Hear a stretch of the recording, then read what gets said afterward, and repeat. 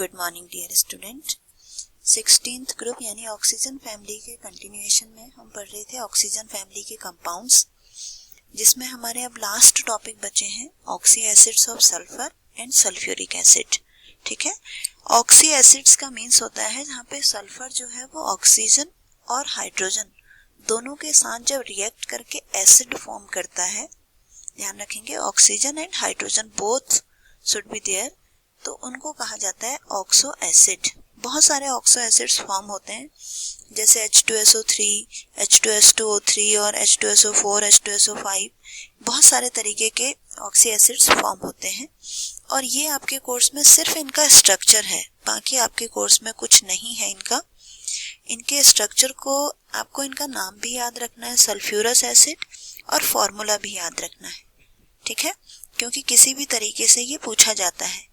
तो इनके structure draw करने का पहला तरीका क्या है, सबसे पहले आप सेंटर में सल्फर लिखें, डबल बॉन्ड O लगा दें, पहला काम। ठीक, फिर उसके बाद जितने भी H हैं उनको पहले OH के साथ जोड़ दें। ठीक है, और उसके बाद अगर कोई O बचता है उसको डबल बॉन्ड के साथ लगा दें।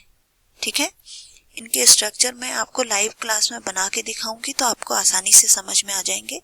यहाँ पे इसको डिस्कस करने से आपको ज़्यादा फायदा नहीं होगा, लाइव क्लास में आप इसके स्ट्रक्चर को ड्रॉ करना सीख सकते हैं। ठीक है, अब हम आगे बढ़ते हैं। नेक्स्ट है हमारा सल्फ्यूरिक एसिड। सल्फ्यूरिक एसिड यानी कि H2SO4 बहुत इंपॉर्टेंट एसिड है, जैसे आपको पता है, इसी को हम किंग ऑफ केमिकल भी कहते हैं। बट इसमें ये जो मैन्युफैक्चर वाला पार्ट है, जितना मैंने हाईलाइट किया है, प्रिपरेशन सल्फ्यूरिक एसिड की आपके कोर्स से हट गई है। ये पूरा मैन्युफैक्चरिंग वाला ये पूरा पार्ट, ये आपका पूरा डायग्राम, ये आपके कोर्स में नहीं है। ठीक, तो हम स्टार्ट करेंगे प्रॉपर्टीज से। ठीक है बच्चों, प्रॉपर्टीज में सल्फ्यूरिक एसिड जैसे आपने देखा ही है लैब में, जो कंसंट्रेट सल्फ्यूरिक एसिड होता है वो एक डेंस ऑयली लिक्विड होता है और उसकी स्पेसिफिक ग्रेविटी बहुत ज़्यादा होती है, 1.84 के आसपास, कलरलेस है, फ्रीजिंग पॉइंट रूम टेम्परेचर से ज़्यादा, इसलिए लिक्विड में एग्जिस्ट करता है। ठीक है, तो रूम टेम्परेचर से कम, इसलिए ये लिक्विड में एग्जिस्ट करता है। अब इसके बाद एक एक लाइन बहुत इंपॉर्टेंट है, it dissolve in water with the evolution of large quantity of heat. जब भी इसको आप वाटर में मिक्स करते हैं तो बहुत ज़्यादा हीट इसमें से इवॉल्व होती है।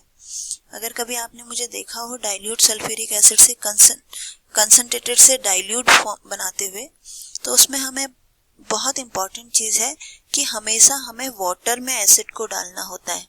एक कंटेनर में वाटर लेंगे और उसमें बहुत स्लोली एसिड डालेंगे। जैसे ही आप थोड़ा थोड़ा एसिड डालते हैं उसको कंटिन्यूअस हम स्टिर करते रहेंगे, हिलाते रहेंगे, जिससे कि हीट की वजह से वो जो बोरोसिल का आप बीकर ले रहे हैं वो ब्रेक ना हो जाए।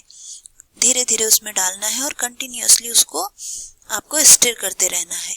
अगर आप एक साथ डाल देंगे तो अचानक बहुत ज़्यादा हीट उसमें से रिलीज होगी और वो बीकर जो है उससे फट सकता है, और या फिर आपके मुंह पे या कहीं पे छींटे आपके आ सकते हैं। सल्फ्यूरिक एसिड को तेजाब भी कहते हैं, जैसे आपको पता है।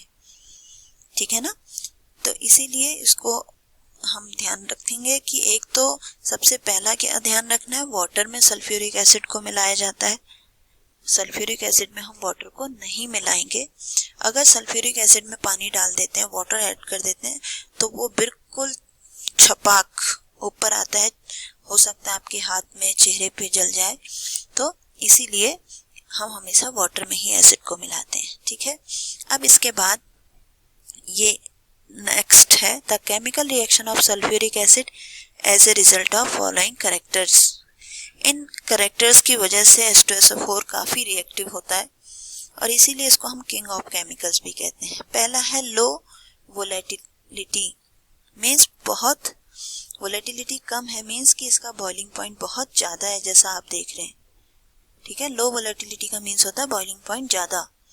फिर दूसरा है strong acidic character, acidic character ज़्यादा है, एक्सप्लेन करेंगे अभी आगे।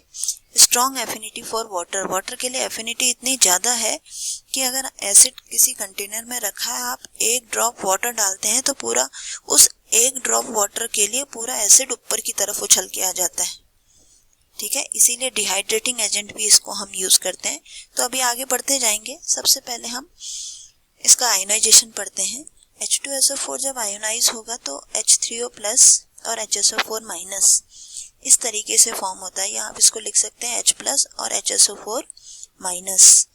और यहाँ पे जो ये K है, K मतलब डिसोसिएशन कांस्टेंट, आपने 11th में भी पढ़ा था। Dissociation constant product concentration upon reactant concentration, तो ये इसकी वैल्यू बहुत ज़्यादा होती है। इट मीन्स ये क्वेश्चन आता है, ये इंपॉर्टेंट क्वेश्चन है, ध्यान रखेंगे। और दूसरी वाले केस में आप देख रहे हैं कि Ka2 के वैल्यू जो है वो बहुत कम है। अब यहीं पे क्वेश्चन आता है कि larger value of Ka means H2SO4 is largely dissociate, और Ka2 की वैल्यू कम इसलिए है क्योंकि डिसोसिएशन कम हो गया है, ठीक है। आप देख रहे हैं HSO4 नेगेटिव से H प्लस को निकालना ज़्यादा मुश्किल है, तो इसलिए डिसोसिएशन कम होता है। Ka1 की वैल्यू जो है more and more greater than Ka2, ठीक है। इसके बाद जनरली सल्फ्यूरिक एसिड को हम यूज़ करते हैं किसी भी कंपाउंड में डिहाइड्रेटिंग एजेंट की तरह। Concentrate sulphuric acid also act as strong dehydrating agent. कहीं किसी भी गैस में अगर इसको हम पास कराते हैं तो रिएक्ट नहीं करता, उसमें से वाटर निकाल लेता है। बेसिकली ऑर्गेनिक में आप पढ़ेंगे कि कंसंट्रेट H2SO4 अगर कहीं पे लिया हुआ है मीन्स वाटर रिमूव हो जाएगा। सारे के सारे ऑर्गेनिक कंपाउंड में से ये वाटर को रिमूव कर देता है, इसीलिए इसको हम क्या कहते हैं, स्ट्रॉन्ग डिहाइड्रेटिंग एजेंट, ठीक है। अब इसके बाद यहाँ क्वेश्चन आते हैं आपके, ऑक्सीडाइजिंग एजेंट की तरह बिहेव करता है H2SO4। ऑक्सीडाइजिंग एजेंट मतलब खुद रिड्यूस हो जाता है, ठीक है। H2SO4 रिड्यूस हो जाएगा SO2 में, ठीक है। H2SO4 रिड्यूस हो जाएगा SO2 में। अब ये तीनों ही रिएक्शन बोर्ड में बहुत बार पूछी गई हैं। ये कार्बन वाली तो बहुत बार पूछी गई है कि carbon C plus H2SO4, carbon किस में ऑक्सीडाइज हो जाएगा, CO2 में। H2SO4 रिड्यूस हो जाएगा SO2 में, ठीक है। और ये तीनों रिएक्शंस आप लिख लेंगे, ठीक। इसके बाद आते हैं इसके यूजेस बहुत ज़्यादा हैं क्योंकि सल्फ्यूरिक एसिड सबसे इम्पॉर्टेंट किंग ऑफ केमिकल्स इसको हम कहते हैं।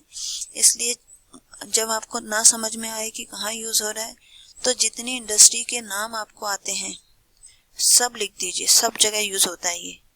कॉस्मेटिक्स लिख दीजिए, आप इसको मेडिसिन में लिख लीजिए, आप इसको इंडस्ट्री में लिख लीजिए, किसी की भी इंडस्ट्रियल प्रिपरेशन हो H2SO4 यूज़ होता है।